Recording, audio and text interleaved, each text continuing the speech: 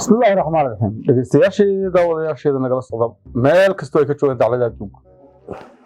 waxaa maanta nagu soo boqday xaruntayada aanu ku leenahay magaalada Hargeysa haddii aanu nahay bahda TV-ga Hangol Media Production professorka caanka ah ee wada garanaysan Cabdiqani Maxamed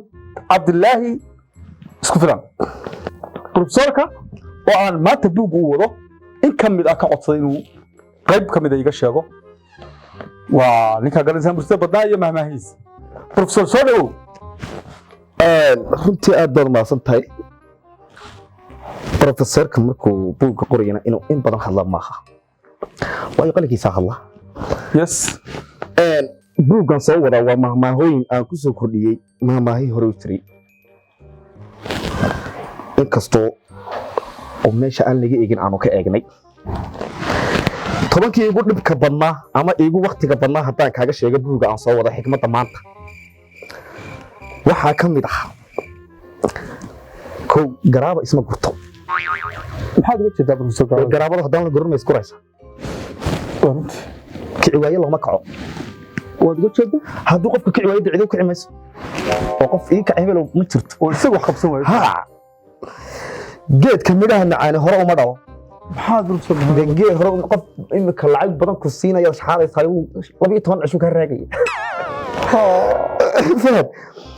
laba dhuuntay isma dhaamaan waa fulay labadoodiba baqaya naaga xidhay way xanaaqdaa uga jeedaa professor qof la xidho bal faraxsan soo hela waa maamaaya waa tii ugu dhibta badnayd wax maamaha inta sameeyay faanta qubatay furkeeda furnaa faanta qubatay furkeeda furnaa maxay ah dee haddaan bahashu furkeeda haddaan bila furtahay bay qabanay waa quban badhan isma xidho maxaad uga jeedaa isma dee badhan isxidhay waa kaasay soo haddaan la xidhmo xidhmayo haddaan la xidhmo xidhmayo professor waxaan ku weydiin ka dhex kale imisa sanad hawl gelisay xigmadda inta laga iyo mama dee xigmadana ma xigmad golof ka fuulay kuleeta adaa ku dhiibay 15 years baan daba socday san maamaha san noocna kala sameeyay dhar la maydhay way dhalaalaan dhar la maydhay way dhalaalaan xumaaday dhibtiisu leeyahay dhoox xumaaday dhibtiisa waa leeyahay muxuu taa arrinkaas u yahay in aad qad dhoofisayo Itoobiya sa tagaysayo safaarada galaysayo lix bilood bad noqonaysayo wax lagu oranayo waa kansar barnaamijkii dhoofki in dhibtiisa lahayn professor meel fog badan ka qof dhoofi diyaarad raac waa maamaha ugu qaalisan buugkayga qof dhoofi diyaarad raac muxuu raaci lahaa nin walba kabtiisa leeg waad uga jeedaa war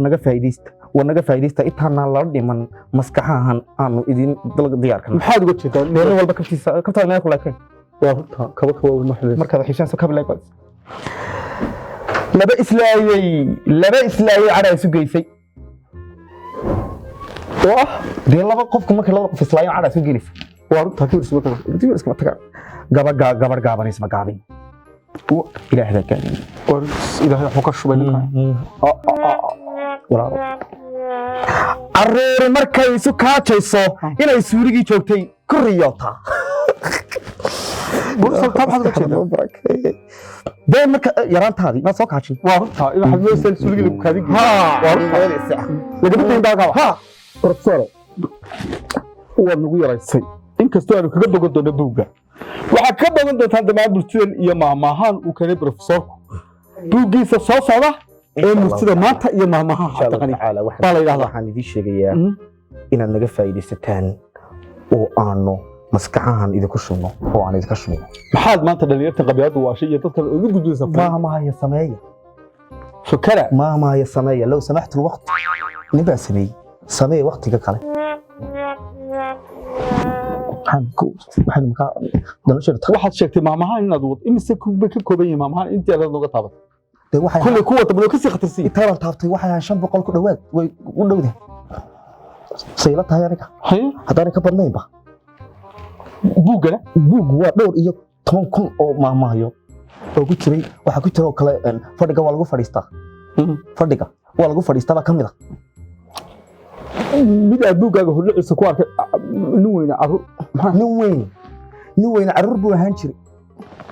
maxaad uga jeedaa nin weyn carruur ahaan jiray meel carruur hayso ahaan jiray oo ka eegna eega nin weyn carruur soo ahaan jiray كاسو بروفيسور عبد الغني وكسو بقى حلقه